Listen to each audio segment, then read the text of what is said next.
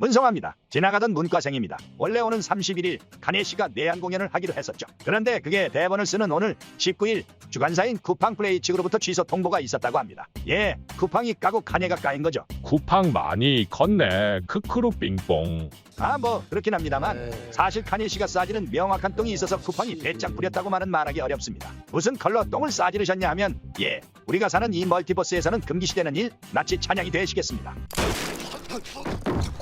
칸예 웨스트는 지난 5월 8일 유럽의 전승절에 맞춰 X에 트윗을 하나 올렸는데 그 내용이 하일 히틀러였다고 합니다. 그리고 이번에 공개하려던 신곡의 이름도 그거였다죠. 이야, 어떤 의미로는 대단하네요. 근데 이게 어제 오늘 일이 아니긴 합니다. 칸예의 반유대주의 성향은 유명하고 그래서 잘린 광고가 사열 정대 안전번호로 연병장 2바퀴다. 실제로 지난 2월에도 자신을 나치라고 선언하며 빅동을 싸지르기도 했고 히틀러를 사랑한다고 하질 않나 헐리우드 연예계 소식에 밝으신 분들은 알만한 대형 이슈인 퍼프데디 사건을 두고 퍼프데디를 석방하라는 트윗까지 날렸죠. 나중에 사회실험이었다고 드립쳤습니다만 며칠 후에 그 사회실험이란 게 또 거짓말이었다며 몰카에 몰카를 선언했습니다. 이야, 쿠팡이 이걸 다 참아 두다가 오늘에서 결론 내린 거라고 보니까 아주 부처가 따로 없다, 그죠? 그럼 여기서 이제 우리 할 일 해봅시다. 근데 왜 히틀러를 찬양하면 안 되는 것이고 왜 유대인 혐오는 하면 안 되는 걸까요? 이건 우리가 사는 세상의 실체, 질서의 구성 논리에 그 답이 있습니다. 내가 누구를 만나기로 했다면 시간이라는 약속된 통시적 기준과 주소라는 공시적 기준이 수립되어 있어야 합니다. 내가 말하는 4시는 해질녘인데 제가 말하는 4시는 점심시간이라면 둘의 만남은 약속이 되기 어렵겠죠.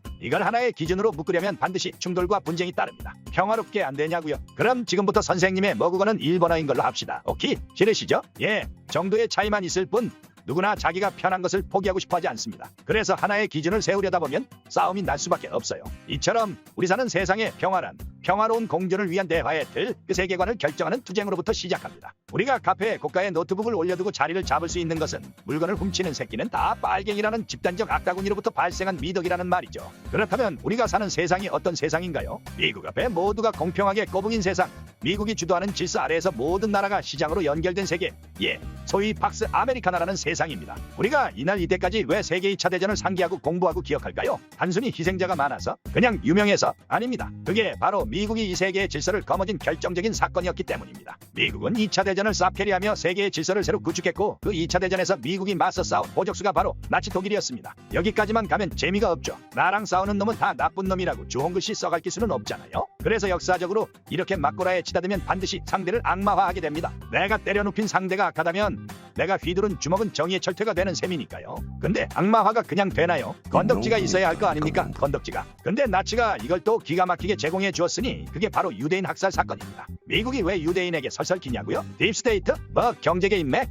그럴 수도 있습니다. 하지만 그보다 더 강력한 동의는 유대인이 불쌍한 피해자여야 나치가 악마일 수 있고 나치가 악마여야 그에 맞서 싸워 미국은 정당한 질서의 주인이 될 수 있기 때문입니다. 카네 씨의 말이 꼭 틀리지만은 않았을 수 있습니다. 무지성 나치 혐오, 아무따 유대인 존중 강요, 여기에 대한 의구심을 갖는 것은 자연스러울 수 있습니다. 설명되지 않은 금기는 원래 섹시하거든요. 공포영화에서 애새끼들이 꼭 하지 말라는데 기어들어가는 이유가 다 있다고요. 하지만 이런 사람들이 크게 실수하는 부분이 바로 여기에 있습니다. 세상 일의 가치는 그 행위의 정합성만이 전부가 아니에요. 설령 나치가 시대의 부름을 받은 필연적 존재였다 한들 그게 그 존재의 정당성이 되진 않습니다. 일본의 군인으로서 조선의 독립운동가를 쏴죽여야 했다 한들 그 양반들이 자기 잘못은 없다고 고개 빳빳이 들면 어떻게 되겠습니까? 어떻게 되긴 어떻게 돼요. 빳빳한 좆되는 거지. 우리의 세계는 언제나 불완전합니다. 미덕은 잘 포장된 악덕일 때도 많죠. 사실 애초에 우리의 존재 자체가 잘 꾸며진 편향일 때도 많습니다. 한국인으로서 내 나라의 이익을 추구하는 저처럼요. 이 한계를 뛰어넘게 답시고 논리만 따지다 보면 내가 살아있는 근거를 부정하는 자가당착에 휘말리곤 합니다. 그게 바로